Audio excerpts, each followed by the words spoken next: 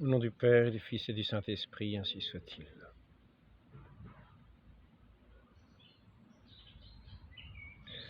Nous sommes aujourd'hui avec Saint Philippe, apôtre,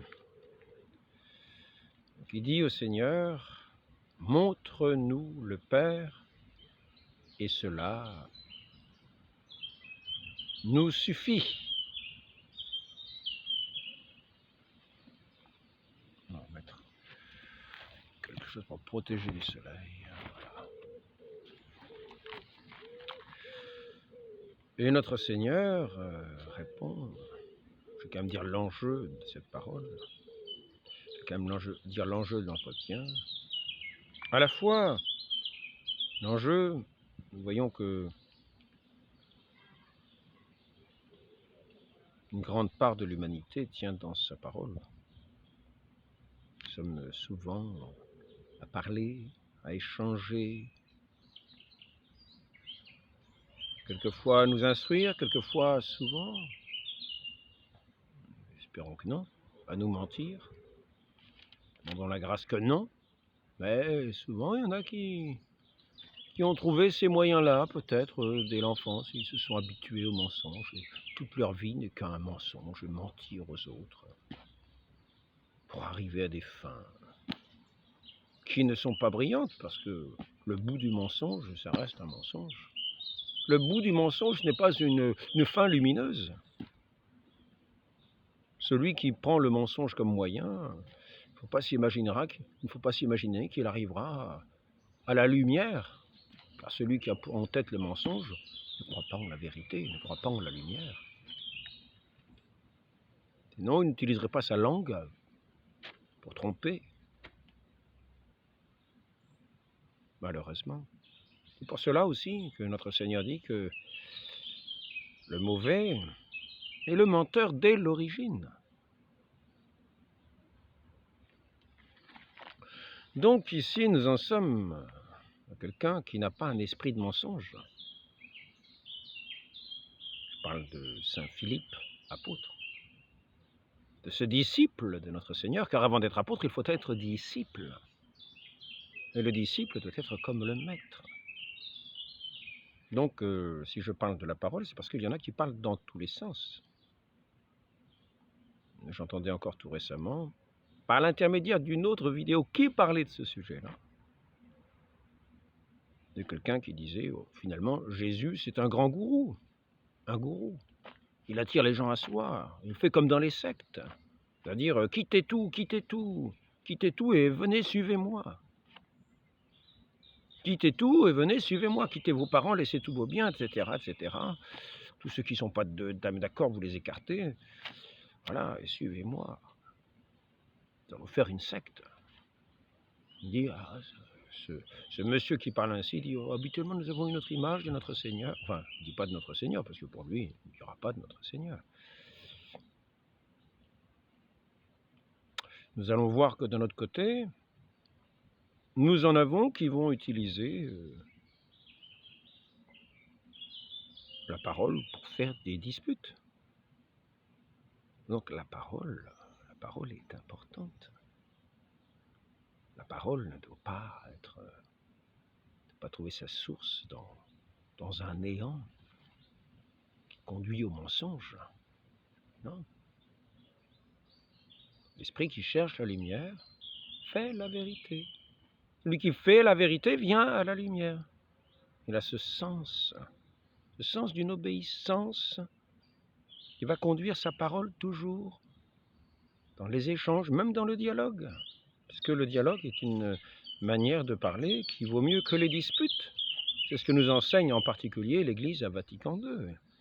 Elle nous exhorte au dialogue avec tous ceux qui sont loin. Le dialogue qui n'est pas vouloir convaincre à tout prix. On laisse les gens à leur liberté, on leur propose ce que nous avons à dire. Ils nous répondent ce qu'ils trouvent bon à dire. Et nous en tirons le meilleur parti dans un bon esprit, mais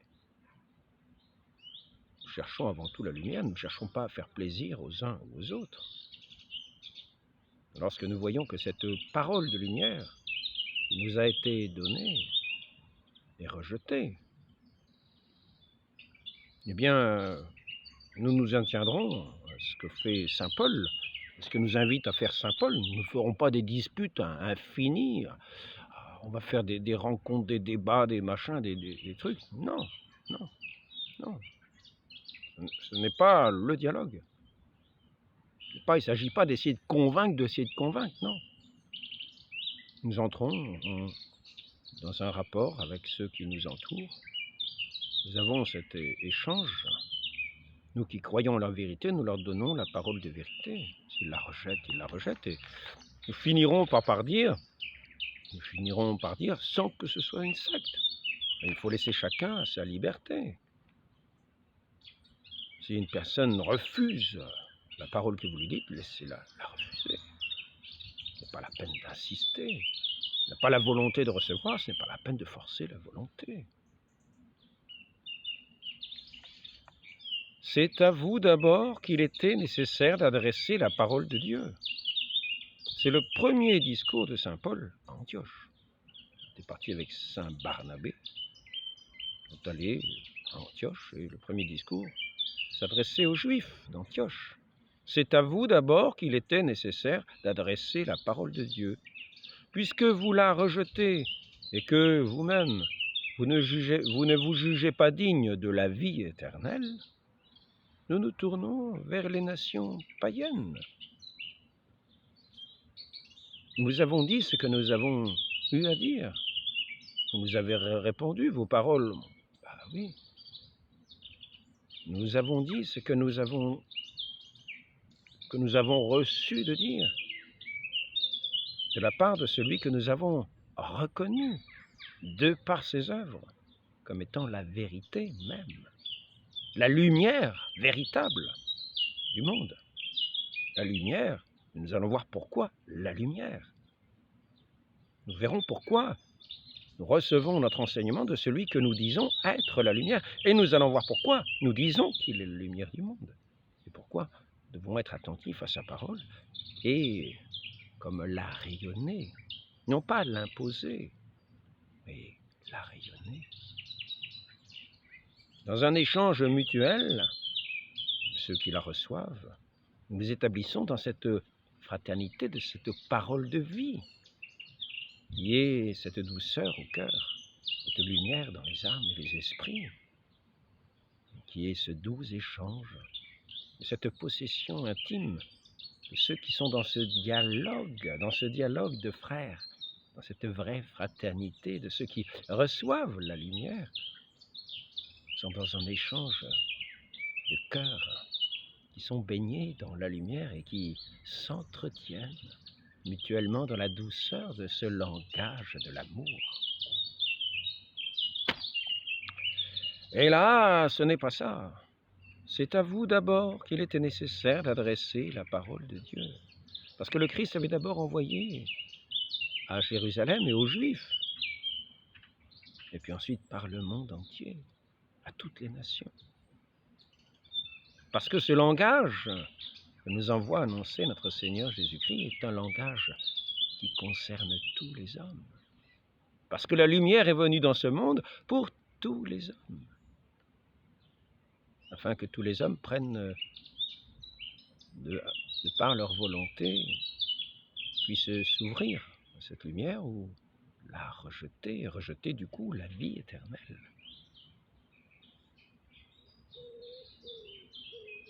Donc lorsque nous parlons,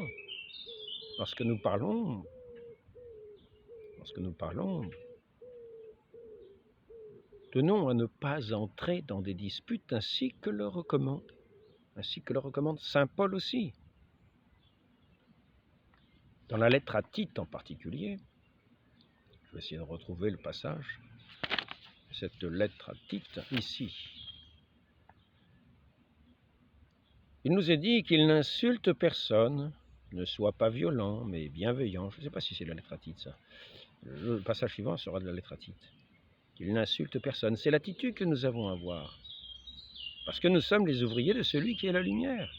Nous ne procédons pas de la même manière que ceux qui sont les ouvriers du mensonge et des ténèbres, et de la manipulation, et de la pression, et de l'oppression, et de la persécution.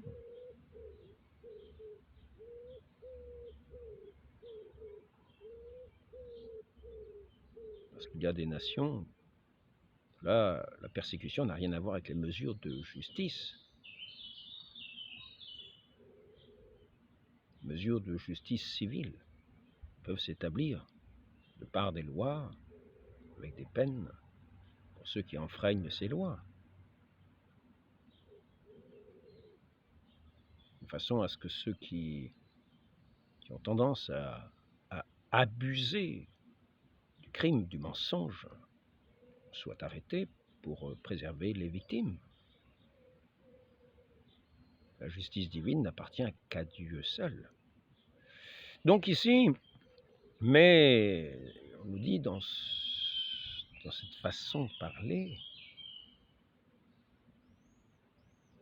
mais les recherches folles, les généalogies, les disputes, les polémiques sur la loi, évite-les, car elles sont nuisibles et vaines, inutiles plutôt, inutiles et vaines. Celui qui a des oreilles pour entendre, qu'il l'entende. Regardez, quand je mets la main, ça fait comme un reflet. Ce n'est pas une glace, ma main, mais elle reflète néanmoins la lumière. Regardez. Regardez. Tiens, je vais d'ailleurs la laisser là. Ça fait un ton un petit peu orangé, un petit peu éclairé, un petit peu plus lumineux. C'est remarquable. Alors donc, quand l'hérétique, après une première et un second avertissement, écarte-le, il se condamne lui-même.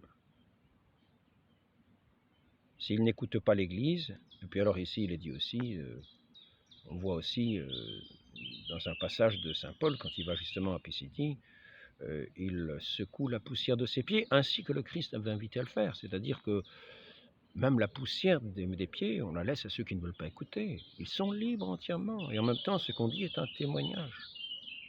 Nous sommes venus de bon cœur, nous avons dit ces paroles de vie, pour votre vie éternelle, ces paroles qui sont le pain de vie de tout homme venant en ce monde, qui sont la lumière pour tout homme venant en ce monde. Et donc je vais maintenant aborder directement le cœur de pourquoi dit-on que ces paroles font de nous des lumières du monde. Et le Christ qui en était la source était la lumière du monde. Le Père était la source. Le Christ est la lumière, née de la lumière, vrai Dieu, né du vrai Dieu, engendré, non pas créé, consubstantiel au Père, un seul Dieu, une seule substance divine, un seul Dieu. C'est là le grand mystère de notre très sainte Trinité. Donc, de l'autre côté, ça ne marche pas parce que le soleil vient d'ici, vous voyez. Le soleil vient d'ici. Hein? Donc, ça ne peut aller que si ça se reflète sur ma main. Voilà, ici, là, comme ça. Voilà. Et si je mets celle-là en face, ça va plutôt faire de l'ombre, hein, normalement. Ça va plutôt faire une ombre. Donc, tout simplement, parce que Dieu nous a créés avec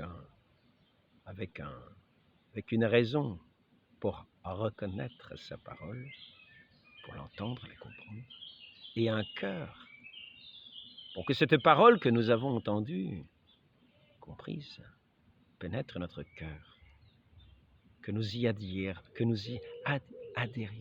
de cœur, et qu'en adhérant de cœur à cette parole que nous entendons, nous adhérions à celui qui est la parole, celui qui nous donne cette parole, que nous l'aimions.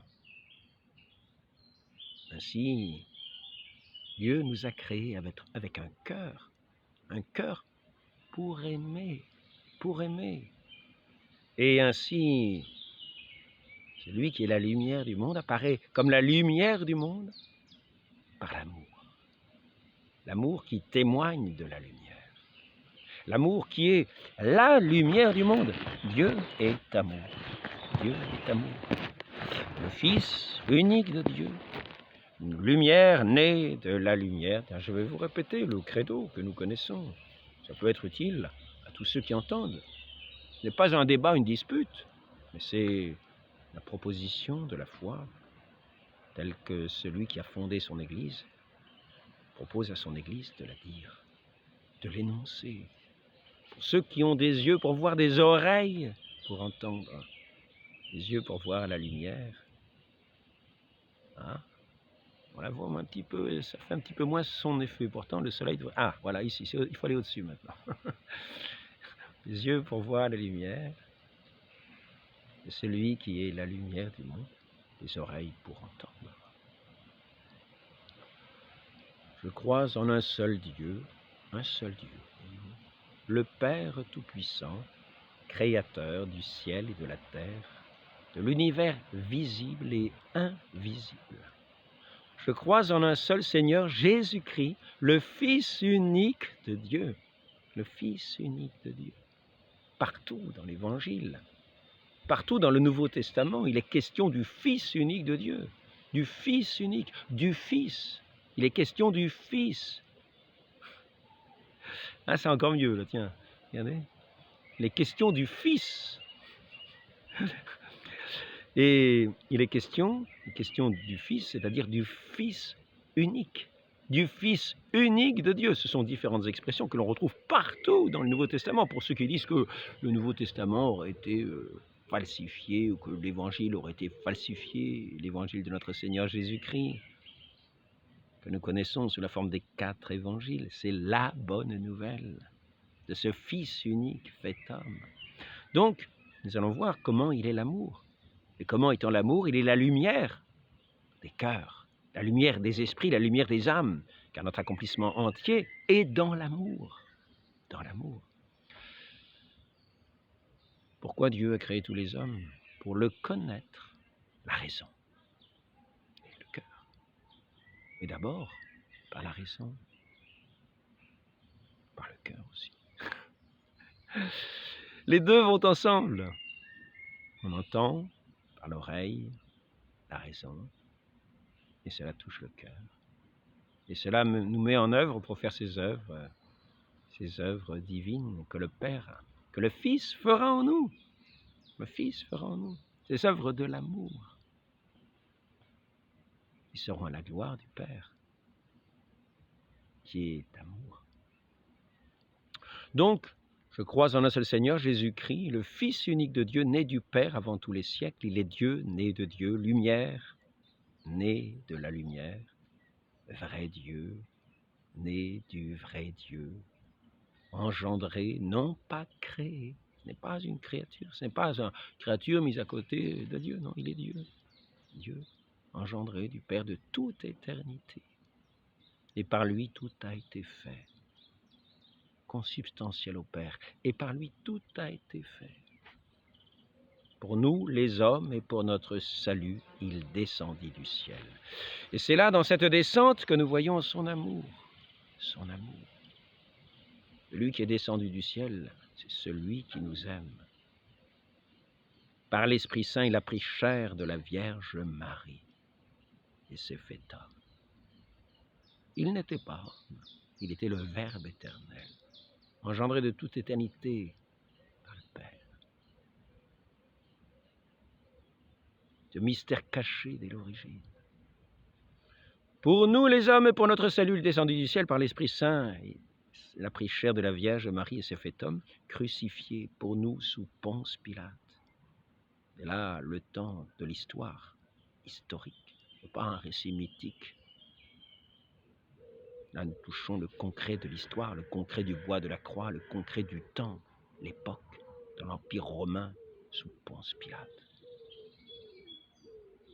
Il souffrit sa passion et fut mis au tombeau. Voilà notre grand Dieu qui était à l'égal, dans l'égal du Père, qui est descendu du ciel.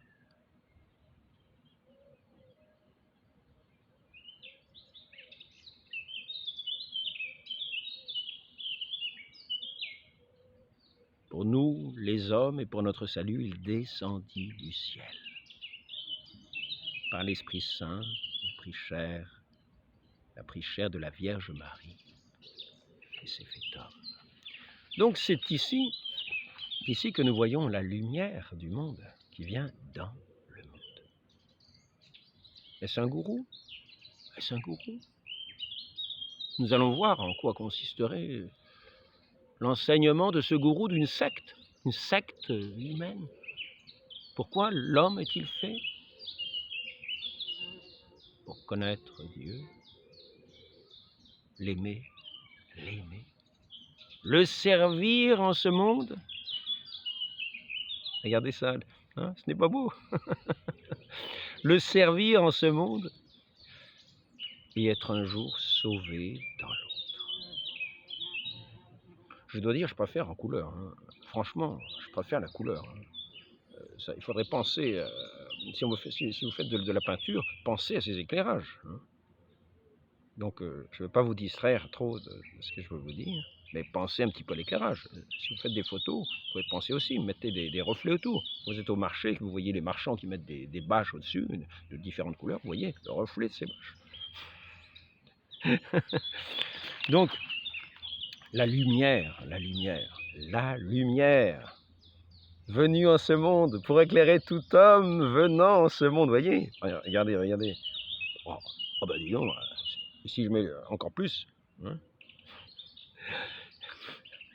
La lumière venant en ce monde pour éclairer tout homme. La lumière, c'est l'amour. C'est le sel de la terre. C'est le sel de la terre. C'est la vie éternelle. C'est l'amour. Donc notre Seigneur Jésus-Christ n'est pas un gourou. Il est venu nous montrer ce chemin de l'amour, ce chemin vers le Père. C'est pas un gourou. C'est pas une secte. Nous sommes créés pour l'amour, par ce grand Dieu d'amour. Donc laissons ces gens qui parlent dans l'inconscience de leur raison, qui font de notre Seigneur Jésus-Christ, qui a fait ce grand mouvement de l'amour de descendre. Je vais vous lire le texte tel qu'il est. Philippiens 2. Le Christ Jésus, ayant la condition de Dieu, ne retint pas jalousement le rang qu'il égalait à Dieu. Mais il s'est anéanti, prenant la condition de serviteur. Toute sa vie, il nous a dit lui-même dans l'Évangile, il n'est pas venu pour être servi, mais pour servir. C'est la condition de... Ça marche plus, hein. Pas pourquoi, ça marchait bien, ça marche plus. La condition de serviteur. Notre Seigneur s'est fait serviteur. Nous avons vu cela lorsque la veille de sa passion, il s'est mis aux pieds de ses apôtres pour leur laver les pieds, pour leur être un exemple. Toute sa vie, il a été ainsi, le serviteur. Il allait auprès des malades, auprès des boiteux, auprès des pauvres. Lui qui est descendu, ce pain vivant descendu du ciel, cette lumière du monde pour éclairer tout homme, s'est fait pauvre, naquit dans une étable, dans la pauvreté, parce que la lumière du monde, ce n'est pas les richesses du monde, c'est l'amour. Il nous a montré le chemin de l'amour, de l'accomplissement de l'humanité, non pas de cette parole de mensonge qui ne connaît pas ses aboutissements, qui ne connaît pas la beauté de l'amour, qui a rejeté l'amour, qui vit dans le mensonge pour tromper son prochain, dans une ignorance orgueilleuse pour tromper son prochain, comme ceux qui disent que notre Seigneur Jésus-Christ est un chef de secte.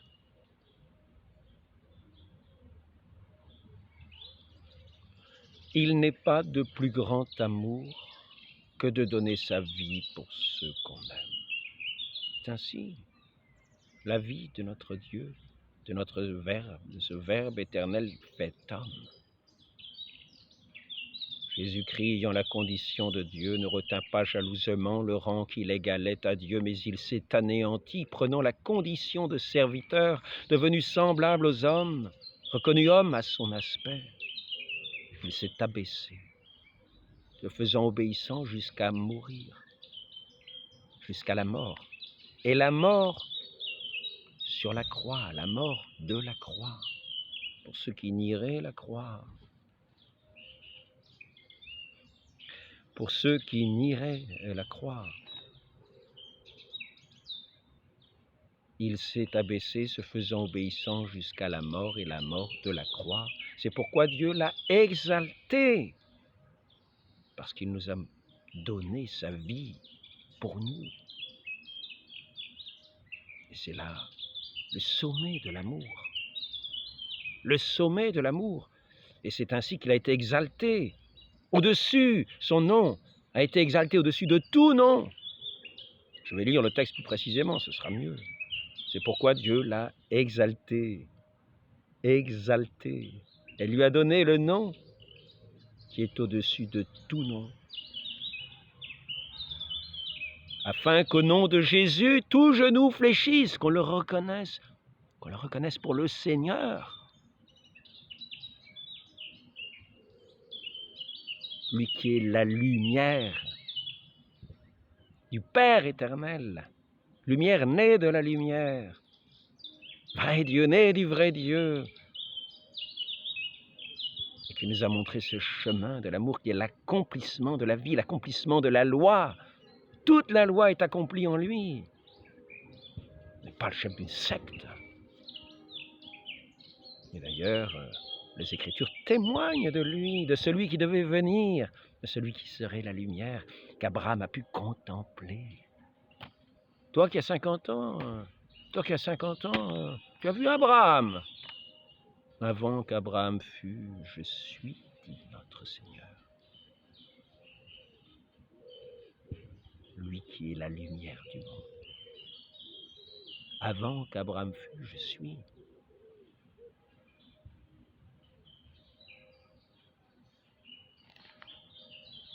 Donc,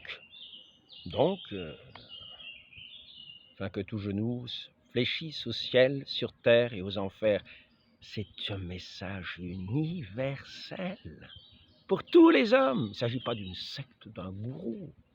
Comprenons bien la différence. Revenons à ce qui fait tout le sens de notre vie, l'amour. Il n'est pas de plus grand amour que de donner sa vie pour ceux qu'on aime. Et notre Seigneur, Verbe éternel, descendu du ciel, qui a pris chair de la Vierge Marie par l'Esprit Saint, a donné sa vie pour nous sur la croix. Dans toute sa vie, il a donné sa vie dans toute sa vie. Cette rédemption s'accomplit sur la croix. Il a versé son sang jusqu'à la dernière goutte. Il est le serviteur d'un chant dans l'Ancien Testament, en Isaïe. Il y a plusieurs chants, au moins 4 chants du serviteur, qui sont comme un portrait du Christ, de celui qui devait venir. Toutes les nations seraient bouche bée devant lui. Aimez vos ennemis, faites du bien à ceux qui vous persécutent. Voilà les lois de l'amour. Voilà les lois que notre Seigneur nous donne. En même temps, il ne s'impose pas. Si quelqu'un ne vous écoute pas, tenez-le pour un païen, pour un publicain. Il n'écoute pas l'amour. Il va sur ses chemins, sur ses sentiers. Laissez-le sur ses sentiers. Secouez la poussière de vos pieds. Laissez-leur même la poussière. N'entrez pas dans des disputes, comme nous dit Tite dans sa lettre.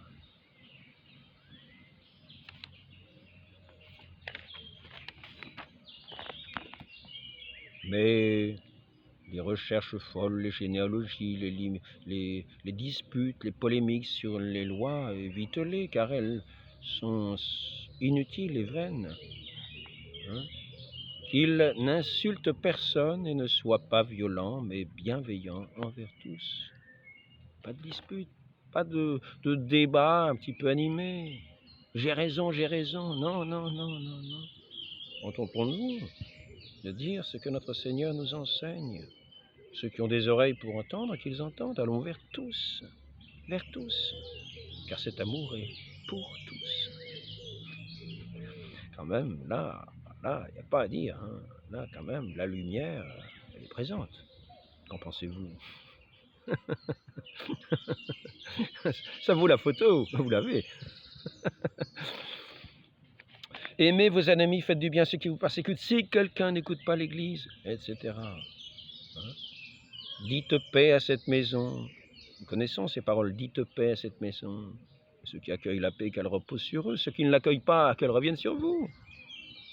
N'impose pas. Notre Seigneur est le chemin de l'amour, la voie de l'amour, la parole de l'amour. Toute sa vie, c'est l'amour même. Qui le voit, voit son Père. C'est ce que nous étions en train de dire. N'est-il pas vrai? Thomas lui dit, non, c'est Philippe là. Thomas lui disait, nous ne savons pas où tu vas. Comment saurions-nous le chemin? Jésus lui dit, moi, je suis le chemin, la vérité, la vie. Nul ne vient au Père que par moi. Si vous me connaissiez, vous connaîtriez aussi mon Père. Dès maintenant, vous le connaissez, vous l'avez vu. Ça, c'était saint Thomas, apôtre. Mais je croyais que c'était Philippe, j'avais fait la confusion, mais non. Philippe, il intervient juste après. Et Philippe lui dit, Seigneur, montre-nous le Père, montre-nous le Père. Montre-nous le Père. Le jaune, ça marche aussi. Montre-nous le Père, cela nous suffit. Et le Fils qui est l'amour incarné. Le Fils est la lumière du monde. Qui le voit, lui dit le Christ. Jésus dit, il y a si longtemps que je suis avec vous, et tu ne m'as pas connu, Philippe. Qui m'a vu a vu le Père. Comment dis-tu, montre-nous le Père? Il n'est pas un gourou. Il n'est pas un gourou. Donc je vous donne, notre Seigneur nous dit, je vous donne un commandement nouveau. Il faut renoncer à tout pour entrer dans ce chemin de l'amour, car Satan lui a préféré le monde, les attachements au monde, les attachements mondains. Et il a rejeté le cœur de la vie, le sens de l'homme, de l'humanité. Pour arriver à ses fins terrestres, et il est prêt au mensonge. Et nous, il n'en est pas de même. Je vous donne un commandement nouveau, nous dit notre Seigneur. Et pour cela, il nous faut quitter ce qui sont les richesses de Satan, les tromperies de Satan, la chair et le sang. Ce n'est pas la chair et le sang que nous devons écouter. C'est cette révélation qui a été faite à Saint Pierre, qui a été établie Pierre, pour bâtir cette église sur cette révélation, cette foi dans le Christ, le Fils unique du Dieu vivant et vrai. La lumière du monde. De cette lampe qu'il faut mettre sur le lampadaire, de cette cité lumineuse qui est assise sur un mont, non pas au fond d'une vallée, non pas le lampadaire sous le boisseau, non. Le Christ ne s'est pas mis sur le boisseau, il a été élevé sur la croix. C'est là que le Père a été glorifié dans ce don de lui-même, dans ce don de sa vie, dans cet abaissement jusqu'à la mort. L'amour. Il n'y a pas de plus grand amour que de donner sa vie pour ceux qu'on aime. Il aime le Père, il aime le Fils, il aime. Ces enfants de Dieu dispersés qui erraient dans les ténèbres de ce monde. Et il les ramène sur ce chemin de l'amour. Et il leur indique ce chemin de l'amour. Ce n'est pas un gourou, un chef de secte. C'est le sang, c'est le cœur de l'homme. Le cœur de l'homme dans sa plénitude. Il est le pain vivant, vient nourrir notre humanité. Ce pain qui vient remplir d'onction nos âmes, nos esprits, nos cœurs. Ce baume faire de nous comme le doux parfum de l'évangile du Christ, de cette lumière, de cette onction divine de notre Dieu, de cette onction céleste. Je vous donne un commandement nouveau, nous dit-il, c'est de vous aimer les uns les autres, comme je vous ai aimé. Aimez-vous les uns les autres. À ceci, tous reconnaîtront que vous êtes mes disciples. Ce n'est pas un gourou, un chef de secte. Si vous avez de l'amour les uns pour les autres. car l'école de notre Seigneur, c'est l'école de l'amour. Je suis doux et humble de cœur. Mon fardeau est léger et mon joug facile.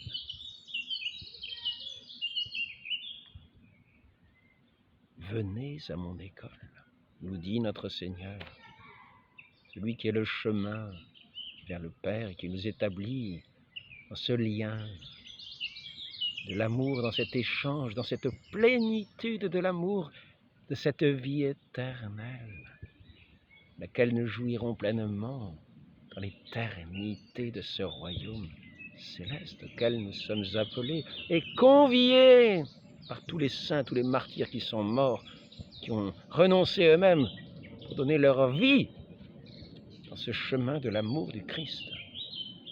Donc, revenons sur ceux qui aiment bien discutailler. Au sujet, l'Église, c'est pas l'Église c'est ceci, là. Revenons. Je leur ferai un petit rappel assez clair. Notre Seigneur a établi son Église dans cette communion de tous ces enfants qui sont à son école, qui l'ont écouté et qui ont été régénérés dans cette eau sainte du baptême, où ils ont renoncé au monde et à Satan, et où ils ont écouté la parole de leur Dieu par la bouche de notre Seigneur Jésus-Christ, qu'il a communiqué à ses apôtres, mais qu'il a établi pour être les chefs de l'Église, les colonnes de l'Église, qui est la colonne de la vérité. Écoutons cette ville située sur le mont, cette ville lumineuse. Voyons cette lampe non pas sous le boisseau, mais sur le lampadaire pour éclairer toute la maison. Cette Église sainte. Je crois en l'Église une sainte, catholique, apostolique. Venons-nous de lire. Croyons-y jusqu'à la consommation des siècles. Donc, il faut regarder comme manquant à ses devoirs, non seulement ceux qui repoussent ouvertement et en face l'autorité de leur chef, mais tout autant ceux qui s'y montrent contraires et hostiles par d'astucieux tergiversations et par voie oblique, dissimulée. La vérité vraie et sincère de l'obéissance ne se contente pas de paroles, elle consiste surtout dans la soumission de l'esprit de volonté. Nous avons notre Seigneur qui s'est fait le serviteur de tous par amour, nous invite à son chemin, à son école. Cela se fait dans cette Église. Il a établi, il a appelé ses ministres. Ce n'était pas le passage que je voulais. Mais je vais sans doute le trouver assez vite. Je l'espère.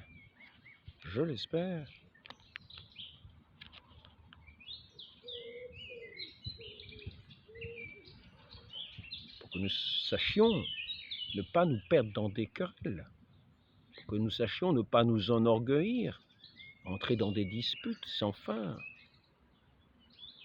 de différentes façons, pour ne pas écouter ce que nous avons à écouter. Il est évident, d'après ce qui vient d'être dit, que Jésus-Christ a institué dans l'Église un magistère vivant, authentique et de plus perpétuel. Donc, soyons simples, ayons une oreille pour écouter ce que notre Seigneur a établi.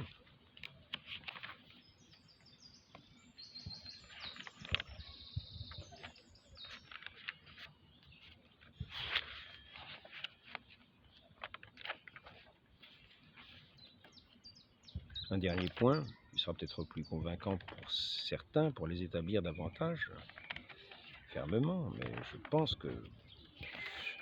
que j'ai dû me tromper de livret. Donc je ne l'aurai peut-être pas, mais il faudra se contenter de ceci. Voilà. Donc Vatican II nous invite à parler, non pas à disputer, mais simplement à parler, à nous approcher de tout homme dans ce monde, comme notre Seigneur s'est approché de tout homme, s'est approché de tous, parce que son message est pour tous. Donc sachons nous aussi aller vers tous, même ceux qui sont nos ennemis déclarés. Aimons nos ennemis en leur apportant ce témoignage d'une vie donnée, d'une vie qui témoigne. Celui nous a envoyés pour faire les œuvres du Père. Et ici, c'est ici que je voudrais revenir. Une chose remarquable, pour ceux qui pensent que notre Seigneur est un gourou, est ici encore une chose remarquable, car je n'ai pas lu la suite au sujet de ce qui est dit à Philippe. Celui qui m'a vu a vu le Père, comment dis-tu, montre-nous le Père.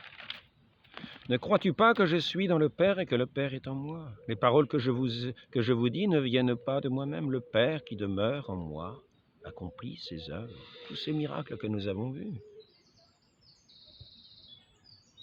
Ceux qui l'écoutaient avaient cette joie intérieure.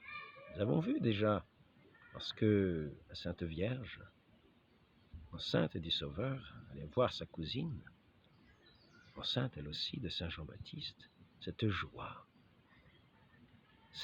dans cette rencontre entre celle qui portait déjà le Fils de Dieu, le Verbe éternel, qui était pleine de cette grâce, qui dans sa salutation à sa cousine a communiqué d'une certaine manière cette grâce, et en fait entrer sa cousine dans cette joie, dans cet échange. Elle qui n'a pas rejeté sa cousine. Le Père qui demeure en moi accomplit ses œuvres, croyez-moi.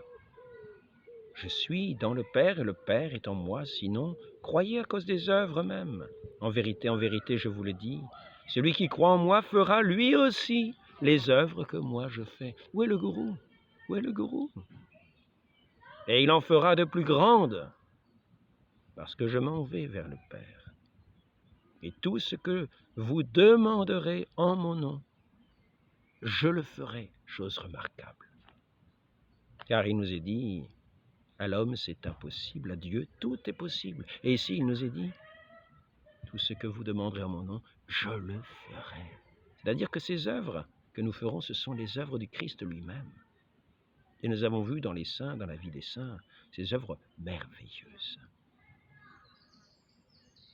Tout ce que vous demanderez en mon nom, je le ferai, afin que le Père soit glorifié dans le Fils. Si vous me demandez quelque chose en mon nom, je le ferai. Demandons cette grâce, d'avoir cette oreille qui écoute notre Seigneur.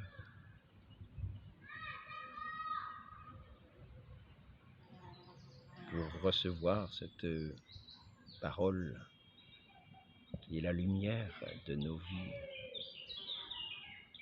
qui viendra combler nos cœurs. Demandons cette grâce à la très sainte Vierge Marie aussi, qui est notre mère, la mère de l'Église. Évitons les querelles, les disputes vaines.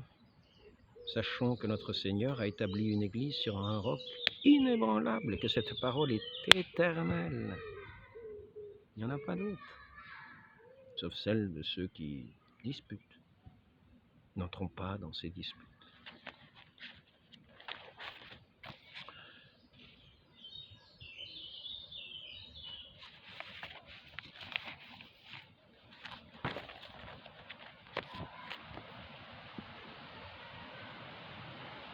Qu'il n'insulte personne, ne soit pas violent, mais bienveillant à l'égard de tous les hommes.